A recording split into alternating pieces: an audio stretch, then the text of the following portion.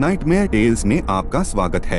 आज हम आपको ले चलेंगे एक ऐसे पागलखाने में जहां सच्चाई और पागलपन के बीच की दीवार बहुत पतली है, जहां जो दिखता है वो होता नहीं और जो होता है वो दिखता नहीं। पेश है पागलखाने की आखिरी रात। राजवीर खन्ना एक अनुभवी पत्रकार जो अपनी गहरी रिपोर्टिंग और खतरनाक इलाकों में जाकर सच्चाई खोज निकालने के लिए जाना जाता था। इस बार उसे एक अलग सी जगह पर जाना था, उत्तराखंड के नैनीताल के सुनसान पहाड़ों में स्थित शिवपुर मानसिक चिकित्सालय, जहां की अजीब घटनाओं के बारे में अक्सर अफवाहें उड़ती रहती थीं। राजवीर ने सुना था कि उस पागलखाने में कुछ ऐसा है जो आज भी किसी डरावने राज को जिंदा रखे हुए है। एक आर्टिकल चाहिए मुझे, हकीकत के करीब, उसने अपने एडिटर से कहा था। शिवपुर मानसिक चिकित्सालय एक पुरानी ऊंची दीवारों वाली इमारत थी। जब वो वहां पहुंचा तो सामने था एक अधबुझा बोर्ड, शिवपुर मानसिक चिकित्सालय 1954 से सेवा में। गेट पर एक वृद्ध चौकीदार ने उसे अंदर भेजा। अंदर पहुंचते ही राजवीर का स्वागत एक सख्त और भारी आवाज ने किया। मैं विक्रम, इस अस्पताल का इंचार्ज, बताइए कैसे मदद कर सकता हूं? राजवीर बोला, मैं उस मरीज से मिलना चाहता हूं जो सबसे कम बीमार है, शायद जिससे मैं बात कर सकूं। विक्रम ने कुछ सोचा और बोला, ठीक है, मैं आपको गोविंद काका से मिलवाता हूँ। उम्रदराज हैं, थोड़े शांत रहते हैं, कुछ दिन में डिस्चार्ज भी होने वाले हैं, कभी अध्यापक हुआ करते थे। गोविंद काका से पहली मुलाकात पुराने वार्ड के एक कोने में हुई। लगभग 70 साल के, सफेद बाल, झुका हुआ शरीर, झुर्रियों से भरा चेहरा, लेकिन आंखों में एक अजीब सी चमक थी। राजवीर ने पूछा, काका, आपको क्या लगता है इस जगह की सबसे खास या अजीब बात क्या है?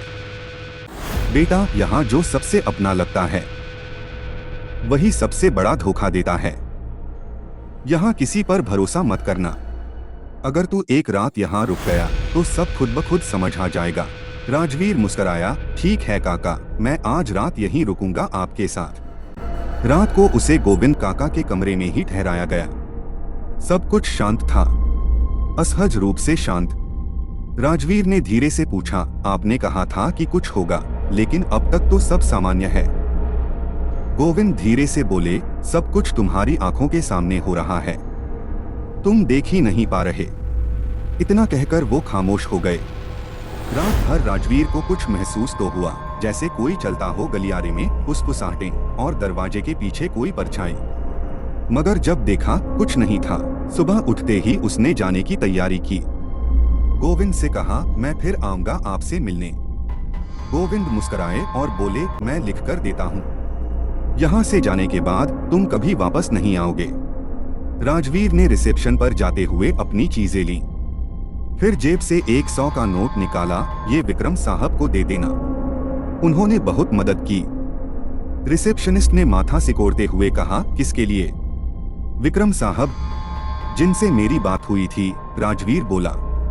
रिसेप्शनिस्ट का चेहरा सफेद पड़ गया। विक्रम सिंह, उनकी तो 20 साल पहले मौत हो गई थी, मरीजों ने उन्हें जिंदा जला दिया था। उनके बाद से कोई जेलर यहाँ नहीं आया।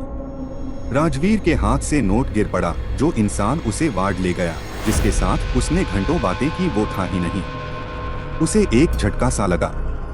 अब 6 महीने बीत चुके हैं। शिवपुर मानसिक चिकित्सालय के एक कोने में एक नया मरीज भर्ती है, राजवीर खन्ना। फाइल में लिखा है, मीडिया कर्मी, मानसिक असंतुलन, वास्तविकता और भ्रम के बीच फर्क नहीं कर पाता। अक्सर खुद को पत्रकार बताता है, कहता है कि उसे भूत लाए थे यहाँ। उसकी आंखें अब भी कभी कभी किसी अदृश्य चीज को घूरती हैं। कहते हैं रात के वक्त वो दीवारों पर किसी विक्रम को पुकारता है और हर बार दरवाजे की ओर देखकर फुसफुसाता है, मैं पागल नहीं हूँ, मैं बस एक स्टोरी करने आया था। अगर आपको ये कहानी डरावनी, रहस्यमयी और थोड़ी सी अजीब लगी हो तो हमें कमेंट करके जरूर बताइए। नाइटमेयर टेल्स में हम हर बार आपको ऐसी ही सच्ची झूठी कहानियों की धुंध में ले जाते रहेंगे। वीडियो को लाइक करें, अपने दोस्तों के साथ शेयर करें ताकि वो भी इस डर को महसूस कर सकें।